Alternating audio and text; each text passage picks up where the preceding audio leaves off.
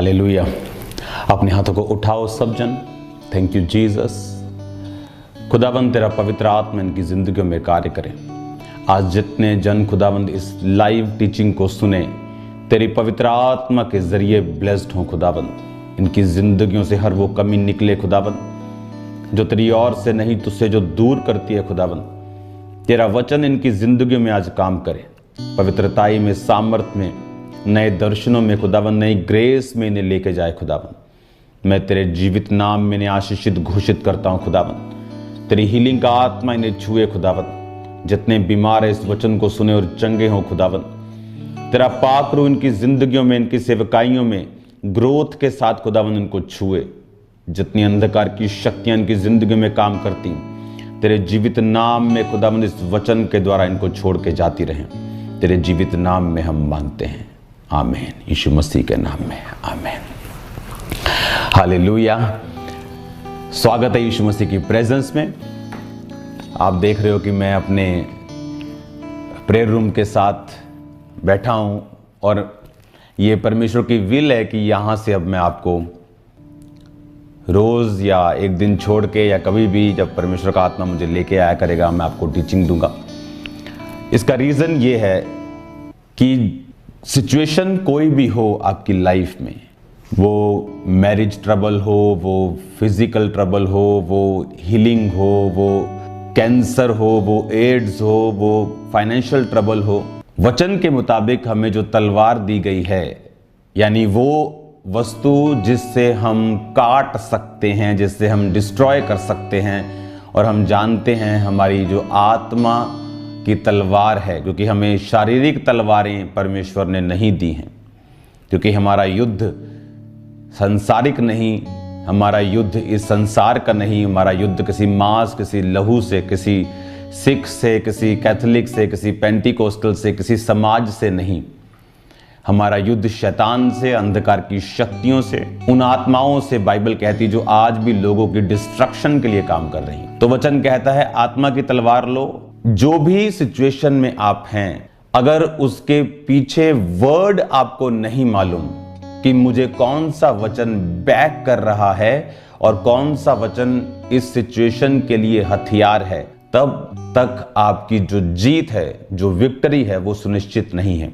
एक व्यक्ति जो बहुत बढ़ा और एक व्यक्ति जो नहीं बढ़ा, उसका रीजन सिर्फ दृष्टि है, विजन है, आत्मिक समझ है कि उसको वचन की कितनी समझ है और वो वचन से किस प्रकार अपने उस केस को जो परमेश्वर ने उसको बढ़ने के लिए या ब्लेस होने के लिए दिया है, किस तरह से काम कर सके। स्तिफनुस के ऊपर जब पत्थरवाह किया गया तो उसने कहा, हे परमेश्वर मेरी आत्मा को ग्रहण करना। लेकिन जब पौलुस के ऊपर वही पत्थरवाह किया गया, और बाइबल कहती है वो इतना ज्यादा उस पर पत्थरवाह किया गया कि सब लोग उसे मरा समझकर, यानी उसका सिर फट गया होगा, उसकी बॉडी पे कई निशान होंगे, पूरी तरह से वो लिखा उसे मरा समझकर। जब कोई पत्थर मारता है किसी को, उसको मालूम होता है कि थोड़े सांस हैं या थोड़ा जीवित है, लेकिन उसे मालूम होता है कि मैं इतने मार चुका हूं कि ये मर चुका। लिखा उसे मरा समझकर छोड़कर चले गए। लेकिन पौलुस ने अपने मुंह से एक भी बार नहीं कहा कि परमेश्वर मेरी आत्मा को ग्रहण कर, क्योंकि हम अपने मुंह के फलों को खाते। बाइबल कहती जो तुम्हारे मुंह से निकलेगा वही होगा। तुम्हारा जो मुंह है उसमें परमेश्वर ने ताकत दी है। और बाइबल कहती जब चेले पौलुस के करीब आकर खड़े हुए तो पौलुस उठ खड़ा हुआ और चेलों के साथ चला गया, और उसका जिक्र वो बार बार करता रहा। मैं पत्थरवाह किया गया, उसके निशान मेरे शरीर के ऊपर हैं, कोई मेरी देह के निशानों को तुच्छ ना समझे। तो वो सभी वही चीजें थी। उस वचन को मैं पढ़ना चाहता हूं आपके सामने, यशाया 54 उसकी 15, 16 और 17 आयत। अब समझने वाली बात यह है कि जब आप ये बात समझ रहे हैं कि मेरे जीवन में कुछ भी वो सिचुएशन चल रही हो, अगर उस सिचुएशन के विषय में मुझे वचन की नॉलेज नहीं है, अगर मैं फाइनेंशियल इशू से होकर गुजर रहा हूं और मुझे नहीं मालूम कि परमेश्वर का वचन फाइनेंस के विषय में क्या कहता है, तो आप सफर करेंगे, चाहे आप क्रिश्चियन हो, चाहे आपने पवित्र आत्मा को भी क्यों ना पाया हो। क्योंकि पवित्र आत्मा को पाने का रीजन फिर ये नहीं है, फिर उसका रिजल्ट ये नहीं होना चाहिए कि हम वचन में पीछे हो जाएं, क्योंकि वचन आत्मा की तलवार है कि आपने सब ताकत को ले लिया, आपकी बॉडी बहुत मजबूत है, लेकिन अगर आपके पास उस युद्ध में तलवार नहीं है, हथियार नहीं है, तो आप उस युद्ध को नहीं जीत सकते। वो पवित्र आत्मा का बपतिस्मा आपको आत्मिक रूप से मजबूत और दलेर करता है, और पवित्र आत्मा को जो वचन है, आत्मा की तलवार है जो, वो उस अटैक को जो शत्रु ने आप पे किया उसको काटने में मदद और सहायता करती है। अब जब हम इस वचन को मैं आपके सामने जब पढ़ूंगा, आपको इस बात की नॉलेज होनी चाहिए। पढ़ेंगे 5 आयत को और इसकी हम पढ़ेंगे 11 आयत को, जिसमें आप ये बात समझेंगे कि अगर मैं 5 आयत को पढ़ूं, तब तू इसे देखेगी और तेरा मुख चमकेगा और तेरा हृदय थरथराएगा और तू आनंद से भर जाएगा, क्योंकि समुद्र का सारा धन और जाति जाति की धन संपत्ति तुझको मिलेगी। उसने कहा समुद्र का धन तुझे मिलेगा, जाति की संपत्ति तुझे मिलेगी। ये किसके लिए है वचन? ये वचन उन लोगों के लिए है जिन्होंने परमेश्वर में अपनी लाइफ को डेडिकेट तरीके के साथ दे दिया है। अब जिस व्यक्ति को ये वचन मालूम है, वो इस वचन को क्लेम करेगा और इस वचन के जरिए परमेश्वर से उन आशीषों को प्राप्त करेगा और बढ़ेगा जो आम व्यक्ति या दूसरे सेवक नहीं कर पा रहे। और अगर मुझे ये वचन मालूम है तो मैं इस वचन पे प्रार्थना करूंगा, फाइट करूंगा और इस वचन के अनुसार चलूंगा। जैसे अगर किसी के पास कोई विजन है, वो विजन एक पास्टरल विजन हो सकता है, वो विजन एक सोशल विजन हो सकता है कि वो समाज की सेवा करने के लिए आगे आए। फिर वो बोलते हैं कि हम समाज की सेवा तो करना चाहते हैं, लेकिन हमारे पास पैसे नहीं है, मेरे पास फाइनेंस की कमी है, मैं कैसे ये काम कर सकता हूं? कोई भी काम इस दुनिया में फाइनेंस की कमी से नहीं रहता, वो स्पिरिट की कमी, समझ की कमी से रहता है। बड़े बड़े बिजनेसमैन जो इस इंडिया में आज नंबर 1 नंबर 2 पे हैं, 100 रुपए से 150 रुपए से बिजनेस शुरू किया था, तो पैसों से नहीं किया, योजनाएं, एक ह्यूमन योजना जो इतना काम कर सकती है। इमेजिन करो अगर ह्यूमन प्लस डिवाइन योजना मिल जाए, खुदा की योजना और आपकी योजना मिल जाए, तो सोचो वो सप्लाई जो परमेश्वर करेगा वो कितनी ग्रेट होगी। अगर एक व्यक्ति, ये वचन जो यशाया 60 का मैंने पढ़ा, ये उन लोगों के लिए हैं जो पवित्र आत्मा के अधीन हैं, जिन्होंने तौबा की हुई है और पवित्र आत्मा का बपतिस्मा पाकर एक जीवित चर्च के बीच में लगाए गए हैं और जिनका एक अच्छा अगुआ है।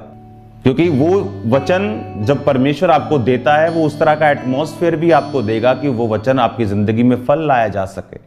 सबसे पहला काम जो आपकी लाइफ में होना चाहिए वो तौबा है, वो बैप्टाइज्ड है, बपतिस्मा लेना, और उसके बाद पवित्र आत्मा से भरना और वचन पे चलना और परमेश्वर के साथ रोज प्रार्थना में एक रिश्ता कायम रखना। और उसके बाद जब व्यक्ति उस पोजीशन पे चला जाता है और जब वो अपनी लाइफ में काम करना शुरू करता है, चाहे वो पॉलिटिकल कैरियर में है, चाहे वो फाइनेंस किसी भी बिजनेस में है, चाहे वो पास्टर है, अपोस्टल है, वो कोई भी है, फिर वो इन वचनों का यूज कर सकता है। क्योंकि बाइबल कहती तुम्हें धन की कमी नहीं होगी, मैं समुद्र का सारा धन तेरे सामने रख दूंगा। और उसमें लिखा कि परमेश्वर ने कितनी धन, कितनी संपत्ति आपको आपके विजन के लिए प्रॉमिस्ड की है, और वो अपने प्रॉमिस से पीछे नहीं हटता। पर बात ये है कि आज क्रिश्चियन प्रॉब्लम ये है कि मुझे, क्रिश्चियन को ये नहीं पता कि मुझे अगर जो विजन परमेश्वर ने मेरा है, जो मैं चाहता हूं, उसके लिए मुझे पहले परमेश्वर के साथ मेल मिलाप रखकर अपने विजन के मुताबिक उन वचनों को ढूंढना पड़ेगा और उन वचनों के अनुसार जिंदगी और प्रार्थना करनी पड़ेगी और उस तरह के अनुसार जिंदगी बितानी पड़ेगी, और फिर परमेश्वर उसी वचन को आपकी जिंदगी में पूरा करना शुरू करेगा। तो ये बात आपको मालूम रखनी है कि जो विजन के लिए आपको पैसा चाहिए, जो विजन के लिए आपको ग्रेस चाहिए, वो अपने आप आपकी जिंदगी में नहीं आएगी, आपको उसके लिए बोना पड़ता है। पैसे की कमी को दूर करने के लिए पैसा बोना पड़ता है। अगले 3 महीने क्रिश्चियंस के लिए इतने ब्लेस्ड हैं, मैं आपको बताना चाहता हूं। यशाया 54 उसकी 16 आयत को पढ़ने से पहले मैं आपको एक चीज बताना चाहता हूं। 15, 16, 17 हम पढ़ेंगे, लेकिन मैं 16 पढ़ूंगा। ओके, मैं 15 भी पढ़ता हूं साथ। सुन, लोग भीड़ लगाएंगे परंतु मेरी ओर से नहीं, जितने तेरे विरुद्ध भीड़ लगाएंगे वो तेरे कारण गिरेंगे। सुन, एक लोहार कोयले की आग धोंक कर उसके लिए हथियार बनाता है, वह मेरा ही सिरजा हुआ है, उजाड़ने के लिए भी मेरी ओर से एक नाश करने वाला सिरजा गया है। ये वचन इतना गहरा है, अगर आपको समझ आ जाए आपकी लाइफ की प्रॉब्लम सॉल्व हो जाएंगी। उसने कहा जो कोयला धधका कर, कोयले की आग को धधका कर फूंक करो, जो व्यक्ति हथियार बनाता है और जो हथियार बनता है, उस हथियार को यूज करने वाला व्यक्ति भी मेरा ही सिरजा हुआ है। ये बड़ा गहरा वचन है। परमेश्वर ने कहा, और 17 आयत पढ़ेंगे इसके बाद, जितने हथियार तेरी हानि के लिए बनाएंगे उसमें कोई भी सफल ना होगा, और जितने लोग मुद्दई होकर तुझ पर नालिश करें उन सबों से तू जीत जाएगा। यहोवा के दासों का यही भाग होगा और मेरे कारण धर्मी ठहरेंगे। यहोवा की ये वाणी है। परमेश्वर कहता, जो हथियार बनाने वाला फूंक फूंक कर, आग को धधका कर हथियार को बनाता है, वो मेरा ही सिरजा हुआ है, और जो उसको उजाड़ने के लिए मेरी ओर से एक नाश करने वाला भी सिरजा हुआ है। यानी परमेश्वर ये कह रहा है कि nothing is out of control, कुछ भी आउट ऑफ कंट्रोल नहीं है। जो हथियार बनाने वाला है वो भी मेरी ओर से है, जो हथियार उजाड़ने के लिए बना वो भी मेरी ओर से है, जो उजाड़ने के लिए बंदा नाश करने वाला खड़ा है वो भी मेरी ओर से है। पर कहता, जितने हथियार तेरी हानि के लिए बनाए जाएंगे वो सफल ना होंगे। जो तुझ पर मुकदमा करने की कोशिश करेंगे उनसे तू जीत जाएगा, और उनमें से कोई भी सफल नहीं होगा। जितने तेरे विरुद्ध भीड़ लगाएंगे वो तेरे कारण गिर जाएंगे। हालेलुया। विरोध होना, परमेश्वर कहता, ये मेरी ओर से है। मत समझो आपकी शैतान कुछ कर रहा है। परमेश्वर कहता, वो भी मैं ही करता हूं ताकि मैं सुसमाचार को आगे लेके जा सकूं। इसीलिए कभी आपने 1% भी जो खुदा के दास हैं उनके चेहरों पर भय खौफ नहीं देखा होगा। वो हंसते आपको मिलेंगे, वो फेक नहीं हंस रहे या कुछ दिखाने के लिए, ऐसा नहीं है, क्योंकि वो वर्ड को जानते हैं, वो वर्ड की बैकिंग को जानते हैं, वो वचन की बैक जो उनके पीछे खड़ी है वो उसको जानते हैं। अपनी आंखों को बंद कर अपने हाथों को उठाओ। Thank you Jesus. जितनों ने टेस्टिमनी को देखा खुदाबंद, जो इंटरनेट पे हैं खुदाबंद राइट नाउ, जो खुदाबंद इसको बाद में देखेंगे खुदाबंद, जितनों ने भी इस गवाही को सुना, ये गवाही इनकी जिंदगियों में 100 गुना फलों को लेके आए खुदाबंद। यही टेस्टिमनी खुदाबंद इनके विश्वास को इतना बढ़ाए, इतना आशीषित करे खुदाबंद, इनके विश्वास को एक नेक्स्ट लेवल का खुदाबंद कर दें। मैं प्रार्थना करता हूं खुदाबंद, जो ऑनलाइन देख रहे हैं और जो देखेंगे, तेरा पवित्र आत्मा इनको हीलिंग दे, इनको डिलीवरेंस दे, इनको ताकत दे खुदाबंद, तेरे बड़े अजीब अचंभे नाम में खुदाबंद मैं इनको ब्लेस्ड घोषित करता हूं। कोई अंधकार की शक्ति इनकी जिंदगियों में कार्य न कर सके खुदाबंद, कोई दुष्ट आत्मा इनकी जिंदगियों में कार्य न कर सके। मेरे पिता परमेश्वर, तेरा पाक रूह इनकी जिंदगियों को छुए, तेरा पाक रूह राइट में इन्हें हील करे और डिलीवर करे और पूरी रीति के साथ आजाद करे। अपने हाथों को उठाओ। Thank you Jesus. तेरी हीलिंग इनके लंग्स में जाए खुदावन, इनकी किडनीज में जाए खुदावन, तेरी हीलिंग इनके ब्लड में जाए खुदावन, तेरी हीलिंग खुदावन इनकी बोन्स में जाए खुदावन, तेरी हीलिंग इनके सभी बॉडी पार्ट्स में एंटर करे खुदावन, तेरी हीलिंग इनकी मैरिज में एंटर करे, तेरी हीलिंग इनके फाइनेंस में एंटर करे, तेरी हीलिंग खुदावन इनके गर्भ में एंटर करे। In the name of Jesus be healed, in the mighty name of Jesus Christ be healed and be delivered. तुम डिलीवर हो जाओ और हील हो जाओ और चंगे हो जाओ यीशु मसीह के पवित्र और सामर्थी नाम में। लाखों स्वर्गदूत जाएं खुदाबंद खुदा प्रभु जी, कल के लोग जो आने वाले, लाखों दूत जाएं खुदाबंद खुदा और सही सलामत लेके और सही सलामत वापस लेके जाएं खुदाबंद की गाड़ियों पर तेरा लहू छिड़कता हूं खुदाबंद, रास्तों के ऊपर तेरे दूतों को लगाता हूं खुदाबंद खुदा। कल जितने लोग उस मीटिंग को अटेंड करें खुदाबंद, जितने उस ऑयल प्रेयर से और हैंकी प्रेयर से रिसीव करके खुदाबंद अपनी हीलिंग को लेके जाएं, वो तेरी महिमा का कारण हो खुदाबंद। तेरे जीवित नाम में लोग चंगे हों, तेरे जीवित नाम में लोग आजाद हों, तेरे जीवित नाम में लोग बरकत को और आशीष को पाएं खुदाबंद खुदा। मैं तेरे जीवित नाम में कल आने वाले सब लोगों को आशीषित घोषित करता हूं। आज रात की प्रार्थना खुदाबंद जो प्रेयर माउंटेन से हम करें, तेरा पाक रूह अजीब और चंबीरीति के साथ कार्य करे खुदाबंद। तेरे जीवित नाम में मैं फायर को रिलीज करता हूं इनकी जिंदगियों के ऊपर, इनकी बॉडीज के ऊपर, इनके सिस्टम के ऊपर। ये सेम ना रहे यीशु मसीह के नाम में मैं आपको आशीषित घोषित करता हूं। ऑनलाइन देखने वालों के ऊपर ब्लेसिंग की घोषणा करता हूं खुदाबंद खुदा, तेरे जीवित नाम में मैं मांगता हूं। आमीन आमीन। ये मीटिंग जो भी देख रहा है ऑनलाइन और जो बाद में देखने वाले हों, जब ब्रांचेस में ये मीटिंग चलें खुदाबंद, तेरे लोग बरकत को, हीलिंग को, आशीष को पाए यीशु मसीह के नाम में।